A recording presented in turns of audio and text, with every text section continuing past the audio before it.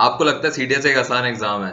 यही CDS exam एक बार शशि थरूर साहब ने दिया था भाई साहब, वो भी फेल हो गए थे, वो भी इंग्लिश के पेपर में। और उसके बाद बिहारी एक्सेंट में कह रहा था ये ना हो पाएगा हमसे, ये ना हो पाएगा। भाई साहब जिसको लग रहा है सीडीएस इतना आसान है, उसके लिए मैं आपको बता दूं कि ना हो पाएगा। बट यहाँ पर हो सकता है एक इंसान की आपको मदद मिल जाए और ये हो जाए। चलिए मिलते हैं उससे। आप तैयारी कहीं से करो, लेकिन एक राइट अप्रोच तो यही होनी है कि आप कहीं से पढ़ रहे हो, लेकिन आपको प्रीवियस ईयर क्वेश्चन को खोल के देखना ही पड़ेगा। क्योंकि कहते हैं ना कि जब आप पास देखते हो तो उसके फ्यूचर का पता चलता है। सेम चीज है यहाँ पे, आपको देखना पड़ेगा पेपर क्या आता है, क्या पूछता है, क्या पैटर्न है। आप कहीं से पढ़ो, लेकिन आपको पेपर तो एनालाइज करना ही पड़ेगा घूम फिर के। A very warm welcome to all of you to Self Selection Board और One Step Towards Uniform। मेरा नाम है शुभम बाशने और अभी आपने जिन्हें सुना वो थे साहिल भाई। साहिल भाई एक ऐसे इंसान है जिन्होंने बहुतों की जिंदगी बदली है उनके सपने पूरे करके। और ये सपना उन्होंने पूरा करवाया है रिटन एग्जाम क्वालिफाई करवा के बहुतों का। सीडीएस, एफ कैट, ये एग्जाम उन्होंने क्वालिफाई कराए हैं बहुतों के। अब इनकी खास बात ये है कि इन्होंने डिफेंस मीनिया नाम की ऐप के द्वारा ये सब काम किया। इसका लिंक आपको डिस्क्रिप्शन बॉक्स में मिल जाएगा। इनका ये कोर्स है सीडीएस एंड एफ कैट का, जिसमें ऐसा हो रहा था कि अगर अगर दो इंसान एनरोल हुए हैं तो एक इंसान for sure written exam qualify करेगा। दैट मीन्स 50% रिजल्ट है एक इस इंसान का, साहिल भाई। And I was shocked. It is not possible. It is not possible कि अगर दो बंदे एनरोल हुए हैं तो एक for sure written exam qualify कर रहा है CDS and AFCAT. And I ask him कि साहिल भाई अगर आप यहाँ पर आ जाओ, आपने जो मल्टीपल टाइम्स एग्जाम क्वालिफाई किया रिटन एग्जाम, उसकी नॉलेज अगर आप मुझे दे दो तो I am really really thankful. और इससे हमें बहुत चीजें पता लगेंगी, strategy, book, tracking your pace, time management, everything. So please आप बताओ हमें। चलिए मुलाकात करते हैं साहिल भाई से अब। जय हिंद साहिल भाई। जय हिंद सोम भाई। चलो भाई, अब मैं शुरुआत आपसे ना एक अफवाह के साथ ना क्लियर करके करना चाहूंगा। मुझे सुनते सुनते पता लगी है कि आपके अगर दो बंदे आपके कोर्स में इन्वॉल्व हैं तो उनमें से एक रिटन क्वालिफाई कर जाता है। मतलब 50% चांसेस हैं कि बंदे रिटन क्वालिफाई कर जाते हैं। तो बहुत ज्यादा ये अफवाह है ना? अरे भाई अफवाह नहीं है, सिलेक्शन बोलता है। इतना सिलेक्शन कहाँ होता है?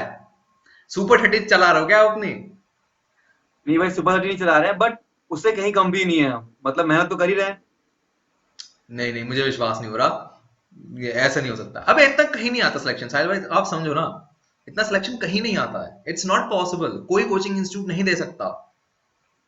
ये पॉसिबल ही नहीं है। चलो मैं इस बार तो इस पे भाई मैं आऊंगा, इस पे मैं आऊंगा। रुक जाओ रुक जाओ रुक जाओ। चलो अभी हमारा सीन क्या है, सीडीएस की नोटिफिकेशन आ चुकी है। 3 महीने हमारे पास बचे हुए हैं।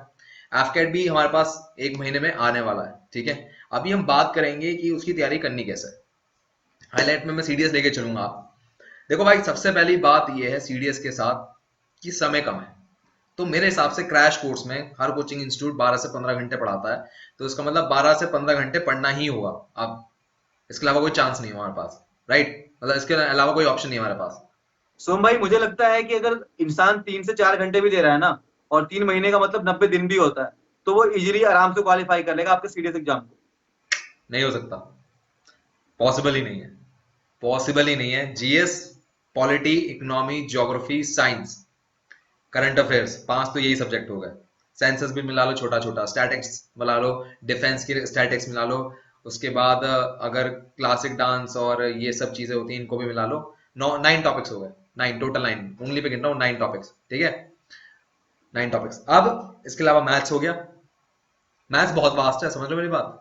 55 नंबर लाने के लिए ना बहुत मेहनत करनी पड़ती है। एफ कैट में तो फिर भी कम है, खाली अर्थमेटिक है। उसमें एडवांस मैथमेटिक्स भी आ जाती है, स्टैटिक्स, उसके बाद ट्रिग्नो, उसके बाद ज्योमेट्री, बथेरी चीजें हैं। It's not possible. ये नहीं है पॉसिबल, नहीं हो सकता। सोम भाई, लग रहा है कि आप यूपीएससी का नोटिफिकेशन का सिलेबस देख के आओ बड़े अच्छे से। देखो, आपकी बात बिल्कुल सही है। अगर उनके सिलेबस को देखे तो नहीं पॉसिबल है, बट आखिर आप प्रिपेयर जब करोगे तो आप जाहिर सी बात है कि पेपर्स को एनालाइज करोगे। तो जो आपने अपने फिंगर्स पे 9 टॉपिक गिनाए ना, इन 9 टॉपिक्स में कुछ ऐसे टॉपिक्स है जो कि स्कोरिंग वाले हैं। आपको वो पढ़ना है। क्रैश कोर्स में अगर पूरा सिलेबस खत्म करने लग जाओ तो परफेक्शन के चक्कर में कुछ नहीं होगा। आपको इंपॉर्टेंट पार्ट पढ़ना है, क्योंकि आपको पेपर क्वालिफाई करना है। तो आप कहना चाह रहे हो साइंस वाले बच्चे कर सकते हैं, आर्ट एंड कॉमर्स वाले नहीं कर सकते? इनडायरेक्टली भाई यही कहना साइंस चाह रहे हो वाले ना आप? साइंस वाले तो साइंस का करेंगे, लेकिन आर्ट्स वालों के पास तो और स्ट्रॉन्ग पार्ट हो गया ना। उनका जीके वाला पार्ट स्ट्रॉन्ग है, जिसमें वो हिस्ट्री, पॉलिटी और बाकी चीजों में कवर कर लेंगे। नहीं देखो, ये देखो, बुरा मत मानना मेरी बात का। मैं मानता हूँ डिफेंस मीनिया बहुत अच्छा कर रहा है, ये प्रूवन रिजल्ट है। आजकल तो मीम भी बन रहा है इस पे कि डिफेंस मीनिया 50% रिजल्ट लेके देगा तुमको। तुम घुसो और वहां से रिजल्ट लेके निकलोगे रिटर्न का, ठीक है। ये मीम बन रहे हैं, मैं बात समझ रहा हूँ, बट भाई ये पॉसिबल नहीं है। ये इम्पॉसिबल कह रहे हो आप, मेरी बात समझने की कोशिश करो, मैं मजाक नहीं कर रहा हूँ, ठीक है। ये पॉसिबल नहीं है जो आप कह रहे हो, मेरे हिसाब से ये नहीं हो सकता है। ठीक है सोम भाई, मैं आपको एक थोड़ी सी चीज समझाता हूँ। देखो, जैसे कि आपने अगर अपने हिसाब से आप मुझे अगर 9 टॉपिक बताते हो, तो मैं आपको एक सिंपल टॉपिक एग्जांपल लूंगा कि अगर एक इंसान इंग्लिश को ढंग से कवर करना चाहे तो उसको बहुत टाइम लगेगा, मानते हो इस बात को? हाँ मानता हूँ, बहुत अच्छा टाइम लगेगा, बहुत हाँ, ज्यादा टाइम लगने वाला है। लेकिन अगर मैं इंग्लिश के पार्ट को अगर किसी को पकड़ के उसको ये बताऊं कि भाई एरर वाले में इस टाइप के एरर्स आते हैं जो कि बहुत फेमस वाले हैं, इस टाइप के इडियम्स आते हैं, इस टाइप के, मतलब पूरा उसको पेपर निचोड़ के दे दूं, तो क्या आपको लगता है कि वो उतना टाइम इन्वेस्ट करेगा वहां पे? देखो भाई भाई, यहाँ पे ना मिनिमम एफर्ट और मैक्सिमम आउटपुट वाली बात हो रही है। अच्छा भाई, ये जो तुमने इंग्लिश की बात बोली है, इसमें ना थोड़ा कंट्रोवर्सी है। एक बार ना शशि थरूर जो है, जो हमारे शशि थरूर साहब डिक्शनरी साहब जिन्हें कहा जाता है, सीडीएस के पेपर देने गए थे वो, ठीक है। भाई साहब उनका भी एरर स्पॉटिंग में 0 नंबर आया है, जो दुनिया का आता है। तो भाई ये जो आप बात कह रहे हो, ये पॉसिबल नहीं है। शशि थरूर साहब जब 0 नंबर ला सकते हैं, तो मेरे हिसाब से कोई ट्रिक नहीं है इसकी। सोम भाई, आप ये सोचो ना कि क्या पता उन्होंने कोई और सेक्शन अटेंड करने के चक्कर में पेपर ही छोड़ दिया एरर वाला, ये भी तो सकता है। नहीं पॉजिटिव नहीं, सोचो ना। मैं बताता हूँ शशि थरूर के सामने क्वेश्चन आया था एक, ठीक है। आप बताना कैसे हुआ था। देखिए वहां पर क्वेश्चन ये आया था, a community has taken there decision, ठीक है। अब स्पॉटिंग द एरर कहा था, भाई इसमें स्पॉटिंग द एरर करो। शशि थरूर साहब ने कहा ये तो सही है, इसमें कोई गलती नहीं, नन ऑफ दिस पे टिक मार के आया था शुभम वो। भाई, मुझे लगता है कि सर को पता नहीं था कि जब कम्युनिटी का यूज हो रहा है तो यहाँ पे देयर नहीं इट्स आएगा। तो यहाँ पे देयर की जगह पे इट्स वाले पार्ट में एरर है, मतलब देयर की जगह पे इट्स आने वाला है। क्यों? The committee has taken it's decision. क्योंकि डिसीजन एक चीज है, इसलिए कि यस। कंबाइन होकर हाँ, एक चीज ले एक रहे गोल हैं। पूरी कम्युनिटी काम कर रही है इसलिए। नहीं देख, ये तो तुक्का मारा तुमने, ये तुक्का मारा, ठीक है। अब देखो दूसरा बता रहा हूं मैं आपको, jury has decided in its opinion. अब बताओ, अब तो ये वाला भाई बात सही यहाँ हो गया। पे यहाँ पे इट्स नहीं, यहाँ पे देयर आएगा, क्योंकि ओपिनियन सबके डिफरेंट डिफरेंट हो जाते हैं और जो ज्यूरी है वो डिवाइड हो चुकी है, हाँ, इसलिए ना यहाँ ना पे ना इट्स ना ना देयर ना आएगा। ना, ये तो सच में, मतलब ये तरीके हैं तुम्हारे पास। बिल्कुल भाई। नहीं, ये पॉसिबल नहीं हो सकता। चलो ठीक है, 2 मिनट के लिए होल्ड करते हैं। शशि थरूर को भी आप पास करा सकते हो, मैं ये बात मान गया, ठीक है। अब तो आपकी बात से लग रहा है लालू प्रसाद तक भी पास हो जाएगा, ठीक है। बट ये पॉसिबल नहीं है, जीएस पॉसिबल नहीं है। 20% नहीं पॉसिबल है। देखो 40 मार्क्स का आप स्कोर रखते हो, खड़ा करते हो, आपके स्टूडेंट 40 मार्क्स खड़े करते हैं, एंड मेरे हिसाब से शॉर्ट टाइम में नहीं हो सकता, इट्स नॉट पॉसिबल। मैं शिवम भाई इसको ऐसे पॉसिबल करके दिखाऊंगा कि सिंपल एग्जांपल लेते हैं पॉलिटी का। कि हम्म। चलो, पॉलिटी का बहुत बड़ा सिलेबस है और सबके दिमाग में आता है, नाम सुनते ही यूपीएससी मतलब लक्ष्मीकांत। अब हाँ, भाई इतनी मोटी बुक है, बंदा 3 महीने में कैसे पढ़ेगा? करेक्ट। लेकिन अगर कोई प्रीवियस क्वेश्चन को एनालाइज करके टू द पॉइंट उनको नोट दे दे, तब उनका क्या हाल होगा? जब आपके 500 पन्ने की बुक 90 पन्ने में आ गई, तो सोचो वो नोट्स आपके लिए कितनी जल्दी हेल्प करेंगे, आपको कितनी, आप सिलेबस को कितनी फास्ट कवर कर लोगे। देखो तो मैं आपको यहीं टोक रहा हूँ, रुक जाओ। प्रीवियस ईयर के क्वेश्चन एनालिसिस करने का टाइम है हमारे पास इतना? नहीं, आपके पास तो नहीं है, हम तो करते हैं ना सर। अच्छा, आप करते हैं, बट मुझे नहीं लगता हर कोई डिफेंस मेन्यू का एज एन ऑप्शन चूज करेगा। हाँ, मतलब आप तैयारी कहीं से करो, लेकिन एक राइट अप्रोच तो यही होनी है कि आप कहीं से पढ़ रहे हो, लेकिन आपको प्रीवियस क्वेश्चन को खोल के देखना ही पड़ेगा।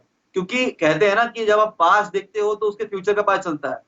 सेम चीज है यहाँ पे, आपको देखना पड़ेगा पेपर क्या आता है, क्या पूछता है, क्या पैटर्न है। आप कहीं से पढ़ो, लेकिन आपको पेपर तो एनालाइज करना ही पड़ेगा घूम फिर के।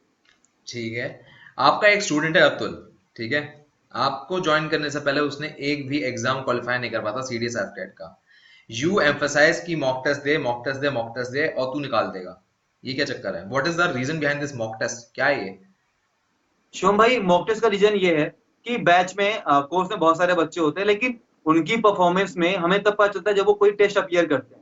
तो मैं देख पाता हूँ कि इसका कौन सा पार्ट वीक है, किस क्वेश्चन पे ज्यादा टाइम ले रहा है, किस पे कम ले रहा है। तो उसके हिसाब से मैं उसको गाइड कर पाता हूँ। अगर अगर कोई कोर्स में, अगर कोई कोर्स देखे ही ना, तो मुझे पता ही नहीं चलेगा। लेकिन अगर वो टेस्ट देगा तो मेरे पास रिपोर्ट होगी कि हाँ, इसको कहाँ काम करना है, इसके वीक पोर्शन कौन से हैं। सो आई गेस जो अकाउंटेबिलिटी होती है वो होनी इंपॉर्टेंट है, जो भी आप कर रहे हो उसमें। हाँ, तो मतलब वो स्टूडेंट वैसा स्टूडेंट है जो हमेशा से अच्छे मार्क्स ला रहा है, राइट? तभी ये पॉसिबल हो पाएगा। नहीं, अगर आप मान लो कि आपका सिंपल एग्जांपल था शिवम भाई, मान लो कि आप मैथ्स बहुत अच्छा कर रहे हो और आप हाँ, इंग्लिश नहीं कर रहे हो, लेकिन ओवरऑल कट आपको क्लियर हो ही नहीं रहा है। तो आप जब कोर्स में होगे तो मैं आपका जब रिपोर्ट देखूंगा कि यार शुभम तो इंग्लिश में 100 में से 80 ला रहा है, लेकिन मैथ में 30 ही ला रहा है, तो मैं आपको इंग्लिश ना पढ़ने के लिए बोल के मैथ्स बोलूंगा कि शुभम भाई इंग्लिश ठीक है, होल्ड कर, मैथ से फोकस कर। अब आप मैथ्स को 30 से 50 भी ले आते हो तो आपको कट ऑफ क्वालिफाई हो जाता है। बट बस यही अतुल, बन गया एक ठीक है, अतुल का केस तो अलग था, वो तो नेगेटिव मार्क्स ला रहा था शुरुआत से ही। वीक पर्सन की बात है। स्टार्टिंग में अतुल को आइडिया नहीं था कि हाँ कहाँ कहाँ पे काम करना है। वो अपने जो स्ट्रॉन्ग पर्सन है उनको देखता था और वीक पे अच्छे से काम नहीं करता था। जब उसको ये गाइडेंस मिली कि वीक वाले पर्सन पे कैसे काम करना है तो उसने इम्प्रूव कर लिया। पढ़ना तो आपको ही पड़ेगा ना। अरे पर नेगेटिव मार्क्स से कोई पॉजिटिव फिर पॉजिटिव से क्वालिफाई कैसे कर सकता है? ये पॉसिबल नहीं है, समझ लो मेरी बात। जो इंसान पहली बार मॉक टेस्ट दे रहा है तो उसके पास कुछ दिमाग होगा, नॉलेज होगी, बट वो तुम आप नेगेटिव मार्क्स कर रहा है, मतलब बिलो जीरो नेगेटिव। फिर इंसान पॉजिटिव स्कोर कर रहा है, फिर क्वालिफाई कर दे रहा है। या तो वही सेम मॉक टेस्ट आप कराए जा रहे हो, ये पॉसिबल नहीं है भाई। ये इम्प्रैक्टिकल बात कह रहे हो आप।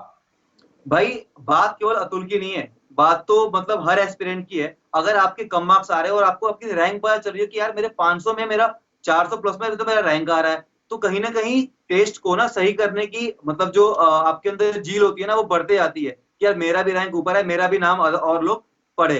तो आप सेम टेस्ट को दोबारा मतलब अपियर करते हो तो आपको तो लगता है कि मैंने ये टेस्ट दिया था, इसमें मेरे कम नंबर है, दोबारा अटेम्प्ट करके मैं ज्यादा जा रहा हूँ। लेकिन कहीं ना कहीं वो आपके वो जो क्वेश्चंस हैं टेस्ट के वो आपके माइंड में फीड हो जा रहा है और वो अगर पेपर में आते हैं तो आप बहुत इजीली कर लेते हो। ठीक है, चलो ये सब डिफेंस में की बहुत बातें हो गई, आपने सबके लिए बता दी कि कहीं से भी पढ़ो, बट स्ट्रैटेजी यही है। ठीक है, मैं दोबारा ट्रैक पे लेकर आता हूँ। ठीक है, इंग्लिश में हमने बात की, आपने एरर स्पॉटिंग की बात की, शशि थरूर साहब को भी पास करा दिया, लालू प्रसाद साहब को भी पास करा दिया। But again I like to bring you to the GS part. मेरे हिसाब से for sure it is possible for English medium person plus having a science stream. It is completely very easy, it's extremely very easy, it's not completely, extremely very easy to crack CDS in these 3 months. But उसके लिए भी थोड़ा मेहनत है मेरे हिसाब से। तो अभी भी मैं स्टिक कर रहा हूँ कि 12 घंटे की मेहनत चाहिए। आप कह रहे हो 3 से 4 घंटे की मेहनत चाहिए। ठीक है, तो यहाँ पर मेरे लिए पंगा समझ नहीं आ रहा है क्या हो रहा है, ये पॉसिबल नहीं बैठ रहा है मेरे लिए। थोड़ा जरा डिटेल बताओ, इंसान को तैयारी करनी कैसे होगी अब? ठीक है शिवम भाई, आपने बिल्कुल सही कहा कि जब हम सिलेबस को देख रहे होते हैं ना तो हमें बहुत वास्ट लगता है और कहीं ना कहीं हम सुन भी रहे होते हैं कि यार 12 घंटे पढ़े 14 घंटे पढ़े तो जाके ऐसा पेपर हो रहा है। हाँ, मेरा ये मानना है कि भाई प्रैक्टिकल थोड़ा हो जाते हैं। आपको शिवम भाई लगता है कि क्या 14 घंटे कोई पढ़ेगा? पता नहीं, टॉपर पढ़ता होगा, टॉपर पढ़ता होगा। ठीक है तो हाँ मैं आपको बताता हूँ। देखो अब मैं अगर 3-4 घंटे बोल रहा हूँ कि हाँ अगर आप पेपर को 3-4 घंटे पढ़ के क्वालिफाई कर सकते हो, तो यहाँ पे कहने का मेरा मतलब ये है कि आप ना इंपॉर्टेंट वाले पार्ट पे फोकस ज्यादा करो क्योंकि टाइम आपके पास वैसे ही कम बचा है। हम्म। अगर आप एक चीज को एक सब्जेक्ट को लेकर पकड़ के बैठ जाओगे कि पहले मैं इसको खत्म करूंगा और इसमें 100% आगे रहूंगा तो फिर आपकी नाव वहीं अटक जाएगी। आपको हर चीज पे फोकस करना है, ओवरऑल मतलब एक ऑलराउंडर बनना है हर सब्जेक्ट में।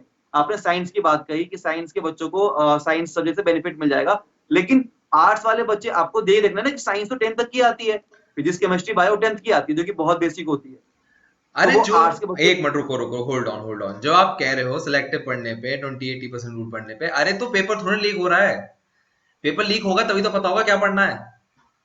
समझ लो मेरी बात। तो ये पॉसिबल नहीं है, again this is not possible. Shivam भाई आपने सुना होगा ना कि पूत के पैर पालने में ही दिख जाते हैं, आई गेस सुना हाँ, ही होगा। हाँ सुना है, तो बिल्कुल सुना सेम है। अगर इसको थोड़ा रिलेट करें हम ना तो आपका सीडीएस का जो भी एस्पिरेंट होगा वो उसके पास पक्का एक पेपर मतलब पेपर वो पक्का देखता होगा, यूपीएससी की साइट्स पे अवेलेबल भी हो पेपर। पेपर को थोड़ा देखे और रिलेट करे, देख रहा होगा कि सेम टाइप के क्वेश्चंस आ रहे हैं। अगर वो माउंटेन रेंजेस पूछ रहा है ना तो कभी ईस्ट से वेस्ट पूछ रहा है तो कभी नॉर्थ से साउथ पूछ रहा है।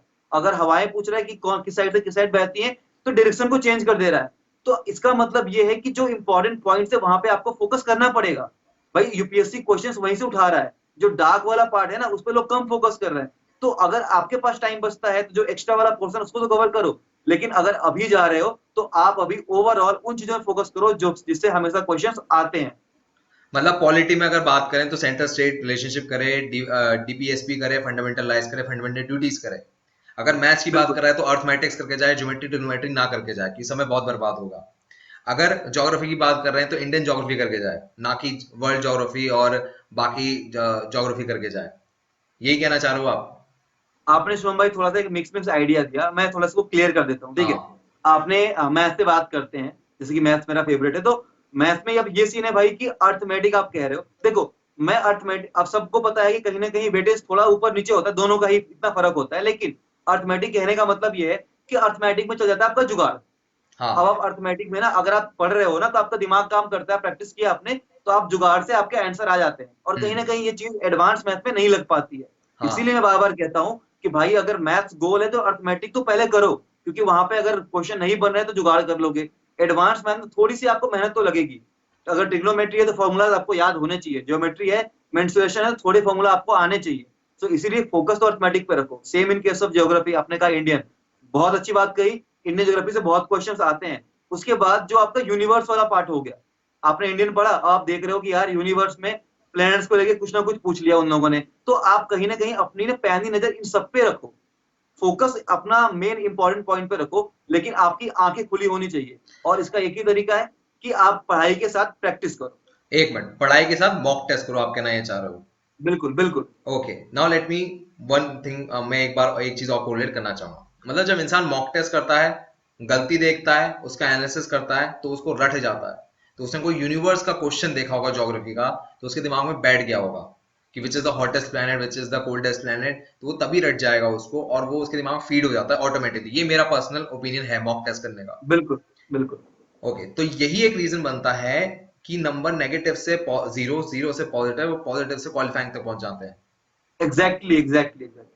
क्योंकि जो सेट नंबर ऑफ क्वेश्चंस होते हैं जो पूछने वाले होते हैं, वो हमेशा एक तरह से मेरे हिसाब से फिक्स ही रहते हैं, उनकी सिर्फ लैंग्वेज बदल जाती है।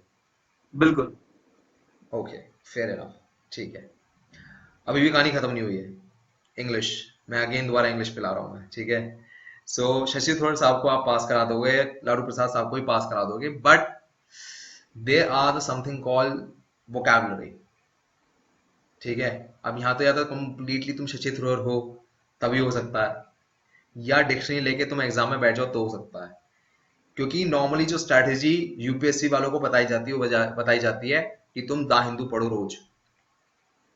उन 20 शब्दों के लिए तुम दा हिंदू पढ़ो, जिससे तुम्हें सोनिम एंटोनिम्स पता लग जाए कि दा हिंदू से ही आता है। अब बताओ, अब तो नहीं हो सकता। शोभे, मैं यहाँ पे बोलूंगा कि यहाँ पे आपको ना कामचोर बनना है, थोड़ा सा दिमाग लगाना है, मेहनत कम करनी है। कामचोर, अब आप बोलोगे, कामचोर, बिल्कुल बिल्कुल। बोलो, चलिए बताइए बताइए। अब कामचोर से मेरा सेंस ये था कि अगर हर किसी से सुनो ना तो वो यही बोलता है, जो रिपीटर्स है, जो क्वालिफाई करते हैं कि भाई द हिंदू पढ़ाकर, ये पेपर पढ़ाकर। तो अगर ये अफवाह चल रही है कि इस पेपर से क्वेश्चन आ रहा है, इसका मतलब कि भाई कहीं ना कहीं तो सच भी होगी ये बात। तभी तो बच्चे पढ़ रहे हैं, वो लोग रिकमेंड भी कर रहे हैं अपने जूनियर्स को। तो जो मेहनत एग्जामिनर पेपर पढ़ के क्वेश्चंस वर्ड निकाल रहा है आपके लिए, वो आप क्यों करोगे? आप बन जाओ कामचोर, जो पहले के पेपर्स में उनको उठाओ और वहां के वर्ड्स और उनके आंसर देख लो, वही वर्ड्स फिर से रिपीट होंगे। आपको कैसे पता दा हिंदू का जो एडिटर है कामचोर है आपकी तरह? बुरा मत मानो, मैं शब्द में ज्यादा बोल गया, बट क्या वो भी कामचोर ही है? क्या वो ही सेम शब्द इस्तेमाल करेगा?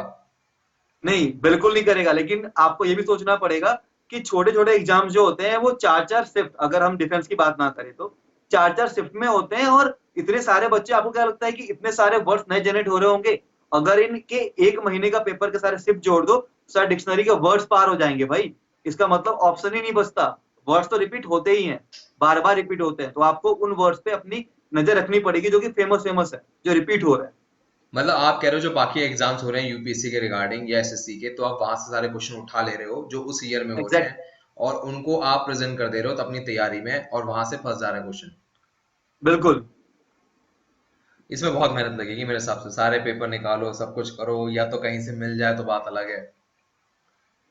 तो ये तो पर्सनल लेवल पे करना मुश्किल है। देखो शिवम भाई, अब मैं ये नहीं बोलूंगा कि भाई एसएससी के सारे पेपर्स निकालो, इम्पॉसिबल हो जाएगा। सारे पेपर्स निकाल के एडीएम छाटना, फिर उनके आंसर्स देखना बहुत मुश्किल हो जाएगा। लेकिन अगर आपको कहीं से, या फिर डिफेंस मैनिया पे हमने सारे पेपर्स के वर्ड्स को निकाल के पीडीएफ बना दिया, अगर आपको कहीं से मिल जाए आप बस उसको पढ़ लो। 1000 1500 वर्ड्स होंगे, डेली के 50 20 करके याद करोगे यार, एक महीने के टारगेट में इजिली कवर हो जाएंगे। लाभ ये कह रहे हो डिफेंस में जैसे पीडीएफ बनाता है, वैसा अगर सोर्स आपको कहीं और से भी मिल रहा है तो वो चीज सेम कर बिल्कुल लो और आपका काम बन जाएगा। बिल्कुल बिल्कुल भाई। Okay, so I'm getting little confidence, but I'm still not very sure. What I mean to say is, you did about English, about vocabulary, about error spotting, about grammar, ठीक है। उसके बाद हम जीएस की पार्ट करें तो आपने बोल दिया कि जो मोटा मोटा है, जो मोस्ट इंपॉर्टेंट है वो करो, और बाकी मॉक टेस्ट दो। और मॉक टेस्ट देने के बाद जो चीजें एक्स्ट्रा आ रही है, जैसे यूनिवर्स की ज्योग्राफी आ गई है, वो तुम्हारे क्वेश्चन में फंस रही होगी, तो उसको वहीं याद कर लो और आगे बढ़ जाओ, और उसको नेगेटिव से जीरो जीरो से पॉजिटिव, पॉजिटिव से क्वालिफाई तक पहुंच जाएगा। तो मॉक टेस्ट और पास्ट ईयर दोनों रोज करने हैं। बिल्कुल, अगर आप एक चैप्टर कोई खत्म करते हो, देखो हाँ एक बात मैं कन्वे करूंगा यहाँ पे, जब भी मान लो कि शिवम भाई आपने इंडस वैली सिविलाइजेशन पढ़ लिया, ठीक है, अब आपने वो टॉपिक कहीं से भी कवर कर लिया, बुक पढ़ी, वीडियोस देखी, कहीं से कवर कर लिया। अब आप क्या करो कि इंडस वैली के क्वेश्चंस ढूंढ लो कि मुझे अब इंडस वैली के क्वेश्चंस भी करना है, मैं वो सॉल्व करूंगा। जब क्वेश्चन सॉल्व करते हो तो एक आध क्वेश्चन यूपीएससी ने कोई ऐसा पूछ लिया होगा जो आपने वो शायद पढ़ा ना हो, लेकिन लेक्चर में अगर आपने ना पढ़ा, पीडीएफ में नहीं पढ़ा, बट आपका उस टेस्ट से कवर हो गया, तो ओवरऑल आपका पूरा टॉपिक अच्छी तरीके से खत्म हो जाएगा, और एक सेंस ऑफ सेटिस्फेक्शन जो है आपके मन में आ जाए कि यार मेरा ये टॉपिक अब खत्म है, मैंने क्वेश्चंस भी कर लिया, टॉपिक भी पढ़ लिया, मेरा रिवीजन भी हो गया मॉक के साथ साथ। ऐसे क्वेश्चन कहीं नहीं मिलते कि चैप्टर खत्म किया क्वेश्चन एमसीक्यू फॉर्मेट मिल जाए, भाई ऐसी कोई जगह नहीं है, बेस्ट ऑफ माय नॉलेज तो नहीं है कोई। सोम भाई, आप कहीं से प्रिपेयर कर रहे हो, जैसे कि जो सेट्स ऑफ क्वेश्चन होते हैं, हम डिफेंस में नहीं है, पर भी खुद मैं इन सारे टॉपिक के क्वेश्चंस को ना एक साथ एक्युमुलेट कर देता हूँ, ताकि आप पढ़ने के बाद कहीं से पढ़ो, आपका टॉपिक से वो कॉन्सेप्ट क्लियर हो जाए, कुछ छूटता भी है तो आपको क्वेश्चन से क्लियर हो जाए, टॉपिक आपका टॉपिक क्लियर होना चाहिए, ये एम होना चाहिए आपका बस। अब मैं, चलो ठीक है, मैं सारी बात समझ गया। अब मैंने सबसे पहली वाली बात ये कही थी आपसे इंटरव्यू के स्टार्टिंग में कि आपका 50% सिलेक्शन रेट है रिटन के लिए, ठीक है। अब मैंने जो आपकी ऐप थी मैंने उसको देखा, और उसमें मुझे क्या देख के पता लगा कि सबसे पहली बात ये कि हर चैप्टर के बाद एक मॉक टेस्ट है उस टॉपिक के रिगार्डिंग। वो मॉक टेस्ट आप स्टोर कर लेते हो डाटा फॉर्मेट में, बिल्कुल तो आपको ये पता लग जाता है कि स्टूडेंट अभी कहाँ खड़ा है, कौन सा चैप्टर कर लिया, कितने नंबर है, क्या कर रहा है वो, ठीक है। मान गया, चैप्टर खत्म करते करते हर चैप्टर के बाद मॉक टेस्ट मिल रहा है उसको, वो उसमें आप ड्रिल कर रहे हो और हो गया काम। उसके बाद उसी कोर्स में जो कि 999 का है, एफकेट सीडीएस का मिलाकर एक, उसमें आपने अलग से मॉक टेस्ट भी दे रखे हैं फुल, कि स्टूडेंट अब वो भी करे। अच्छा, आप ही एक्सपेक्ट करते हो सामने वाले से कि ऑनेस्टली बताना कि वो मार्क्स अच्छे लाए, क्योंकि कहीं ना कहीं रिजल्ट अगर मॉक में अच्छा कर रहा है तो रिटर्न में भी अच्छा कर लेगा। तो आप एक्सपेक्ट करते हो कि पहली बार में ही वो अच्छे नंबर लाए, क्योंकि पढ़ा तो आप चुके शिवम ही हो भाई। ना। हाँ देखो शिवम भाई, ऐसा हो सकता है कि बहुत सारे फैक्टर्स होते हैं जब हम एग्जाम देने जाते हैं या फिर हम मॉक टेस्ट भी दे रहे हैं, कि उसने बीच में छोड़ दिया, तो ये सारी चीजें ना पता चल जाती हैं कि इसने बीच में छोड़ा है। अगर अगर वीक भी है तो उसको थोड़ा मोटिवेट कर दिया, अगर उसके अंदर थोड़ी सी भी चाहत होगी यूनिफॉर्म की, तो पक्का इंप्रूव करेगा खुद की परफॉर्मेंस को। तो मेरे मन में तो होगा ही कि अगर मैंने पढ़ा दिया है तो भाई ये टॉप करे, पास ना करे, टॉप करे। नहीं, बट ये नेगेटिव से जीरो, जीरो से पॉजिटिव, पॉजिटिव से क्वालिफाई करने का पूरा ये प्लान है क्या? मतलब ऐसा क्या कर जाते हो अब जो हो रहा है बार बार, ये रिपीट कैसे हो रहा है हाँ पैटर्न, हर बच्चे के साथ हो रहा मैं है? हाँ मैं समझाऊंगा। शिवम हमारे कोर्सेज में आते हैं, और शिवम को मैथ्स बिल्कुल नहीं आती है। शिवम हाँ ने पहला टेस्ट दिया और उनके आ गया माइनस में मार्क्स। हाँ अब मैं शिवम को ये समझाऊंगा कि शिवम, मैथ्स में तुम्हारे माइनस में आ रहे हैं, तो दिक्कत क्या है, तो एक काम करो, तुम पहले प्रॉफिट एंड लॉस अच्छे तरीके से कवर कर लो, उसके बाद टेस्ट में अपीयर करना। अब शिवम को प्रॉफिट एंड लॉस अच्छे से आता है, उसने थोड़ी बहुत पढ़ ली, पढ़ाई कर ली, दिमाग लगा लिया। अब शिवम के 5 नंबर तो आ गए, बाकी नहीं है। अब शिवम के अंदर चाहत आएगी कि भाई मैं एवरेज भी कर लेता हूँ, मैं परसेंटेज भी कर लेता हूँ, मेरे और अच्छे मार्क्स आएंगे। सोचता है कि अच्छे मार्क्स है तो साहिल भाई को फिर से कॉल कर दे बधाई देने के लिए। तो ये ना एक मतलब कंपटीशन सा बन जाता है खुद के अंदर ही, लोग खुद से ही कंपटीशन ले लेते हैं। अच्छा, मतलब जो मेंटर होता है वो लगातार मॉनिटर कर रहा है स्टूडेंट को, जिसकी वजह बिल्कुल से मॉनिटर करने की वजह से कहीं ना कहीं एक अकाउंटेबिलिटी का प्रेशर स्टूडेंट के ऊपर भी आ रहा है। जहां वो आलसी बिल्कुल हो रहा है वहां पर वो अब आलसी नहीं हो पा रहा है। बिल्कुल।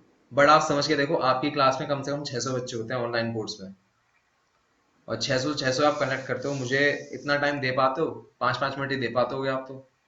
देखो शिवम भाई, आप अगर 50% जैसे कि आपने बताया, तो उसके प्लस का ही सिलेक्शन रेशियो है हमारा। बट एक ऑन एवरेज अगर मिनिमम 50 भी लेते हैं, तो मैं बता रहा हूँ जैसे कि 600 बच्चे अगर इनरोल है ना, तो जिनको वाकई चाहत है मुझे वो 200 मिलेंगे, जिनको जो दम के खूब मेहनत कर रहे हैं, पेपर्स दे रहे हैं, मॉक टेस्ट दे रहे हैं, और मुझे पता है कि ये पूरा सिलेबस अगर ढंग से कवर करेंगे तो ये पेपर 100% क्वालिफाई करेंगे, इनके एक्स्ट्रा मार्क्स, इनके एक्स्ट्रा एफर्ट से आएंगे। जो अदर 100 बच्चे हैं ना, उनको मुझे पुश करना पड़ता है कि भाई सॉरी, तू 200 कर बच्चों को क्वालिफाई। पुश करते हो, मैंने स्कोर देखा आपका 400 स्टूडेंट क्वालिफाई कर रहे हैं 600 में से, समझ रहे हो? तो 200 बिल्कुल बच्चे सीरियस थे, 200 बच्चों को आप पुश कर रहे हो। 200 बच्चे कम बिल्कुल, स्ट्रेंथ नहीं होती है। आपने सही कहा, 200 बच्चे स्ट्रेंथ होती है। मैं इसको मल्टीप्लाई करता हूँ, मैं मैथ्स वाला हूँ ना शिवम भाई, मैं करता हूँ हाँ 20/10, मतलब एक दिन में 20 को कॉल तो घुमा ही सकता हूँ। 5 मिनट तो डांट लगानी है उनकी, 10 दिन में 200 हो गए। Fair enough, fair enough, that's all my brother, thank you so much. And I hope अब लोगों को माइंडसेट क्लियर हो गया होगा कि अगर खुद भी पढ़ रहे हैं तो अपने काम में अकाउंटेबिलिटी लाओ और काम आसान हो जाएगा। पेपर का एनालिसिस करके चुको, और जो इंग्लिश है उसमें एरर्स को देखो कहाँ पर एरर्स आते हैं, बजाय पूरा नाउन प्रोनाउन एडजेक्टिव वर्ब पढ़े जा रहे हैं। ठीक है, बिल्कुल। Thank you brother, thank you so much and thank you for valuable time. जय हिंद। अब साहिल भाई ने जितनी भी सारी किताबें बताई हैं मैं उन सबको समराइज कर देता हूं आपके लिए। पहली किताब है जनरल कंपटीशन के लिए, नीतू सिंह मैम की है, ये है वॉल्यूम 1। उसके बाद जैसी वॉल्यूम 1 बाय करेंगे आपको वॉल्यूम 2 भी बाय करनी है। ये ग्रामर का पूरा निचोड़ है, ये दोनों किताबें बाय करनी है। उसके बाद आपको मैथ्स के लिए चाहिए क्वांटिटेटिव एप्टीट्यूड RS अग्रवाल की, पर खाली इस किताब से काम नहीं चलेगा, आपको उसके साथ चाहिए होगी राजेश वर्मा की फास्ट ऑब्जेक्टिव अर्थमेटिक, जिसमें क्या होगा जितने भी सारे टॉपिक्स हैं उनको ऑब्जेक्टिव फॉर्म में आपको क्वेश्चन दिए गए होंगे और वो आपको करने होंगे जिससे आपकी ना एकदम एस लेवल पे प्रैक्टिस हो जाए। उसके बाद आपको CDS 14 ईयर पास ईयर पेपर चाहिए होंगे जो चैप्टर वाइज आपके लिए बाइफरकेटेड है। आपको याद होगा साहिल भाई ने कहा था कि जैसे ही कोई चैप्टर खत्म हो अगर आपको उसके क्वेश्चंस मिल जाए तो बहुत बढ़िया है। तो यहाँ पर क्या किया है, पास के 14 इयर्स जो पेपर्स हैं उनको चैप्टर वाइज डिवाइड कर दिया है कि भाई नंबर सिस्टम आपने मैथ्स का किया है तो सारे नंबर सिस्टम के जितने भी आज तक 2007 से लेकर 2020 तक जितने भी क्वेश्चन आए हैं वो एक जगह कलेक्ट कर दिए जाएंगे। उसके बाद ज्योग्राफी की आपको एनसीईआरटी बुक चाहिए होगी 6 to 12 जिससे आप इंडियन ज्योग्राफी कर सकें। उसके बाद आपको हिस्ट्री की किताबें चाहिए होंगी फॉर मॉडर्न हिस्ट्री करने के लिए जिससे आपका काम हो जाए। अब इन सब का जो टोटल आपको कॉस्ट बैठेगा वो बैठेगा 3422 प्लस अगर आप कहीं से मॉक टेस्ट कर रहे हैं तो करीबन 500 से लेके 1000 रुपए बैठेंगे, तो करीबन 4000 रुपए का खर्चा आएगा। ठीक है, अगर आप खुद बैठ के तैयारी करते हैं तो मेरी आपको सलाह ये है, what I suggest, just book Defence Mania because there is a reason. First, दो में से एक बंदा सिलेक्ट हो रहा है और वो एक बंदा वो होता है जो साहिल भाई के साथ रोज फोन पे कांटेक्ट में रहता है। यहाँ पर साहिल भाई आपको वीडियो लेक्चर दे रहे हैं, PDF दे रहे हैं, चैप्टर वाइज टेस्ट दे रहे हैं, मॉक टेस्ट दे रहे हैं, पर्सनल मेंटरशिप दे रहे हैं 999 पे। तो मेक श्योर आप इसको अपने ध्यान में रखें। आपके पास टाइम कम है और इस टाइम कम में अगर आपका कोई कोर्स कंप्लीट करा सकता है और आपको सिलेक्शन दे सकता है तो वो यही इंसान है। अभी आपको कोई भी दिक्कत आए कि यार मुझे अभी समझ नहीं आ रहा कि मेरे जो मन में जो डाउट्स हैं वो क्लियर नहीं हो पा रहे हैं, तो आप साहिल भाई को DM करें, साहिल आपके सारे डाउट्स क्लियर करेंगे और डायरेक्टली डिफेंस मेनिया की ऐप इंस्टॉल करके आप ये कोर्स बाय कर सकते हैं CDS प्लस FCAT का। और याद रखें ये जो CDS FCAT का जो कोर्स है ये इसकी वैलिडिटी रहेगी CDS 1 2021 तक, मतलब आप जब तक ये एग्जाम नहीं हो जाता तब तक आप दे सकते हैं। तो दो एग्जाम हो गए आपके, CDS 2 2020 और दूसरा हो गया CDS 1 2021। आपको दो एग्जाम्स के लिए ये पूरा एक कोर्स मिल रहा है। मैं लेता हूं आपसे विदा। मेरे कोई मैसेज हो तो हैशटैग भाषण कमेंट सेक्शन में बताइए। जय हिंद, टेक केयर, बाय। मैं उनको रोज सोचता हूँ, मैं उनको रोज सोचता हूँ, वो है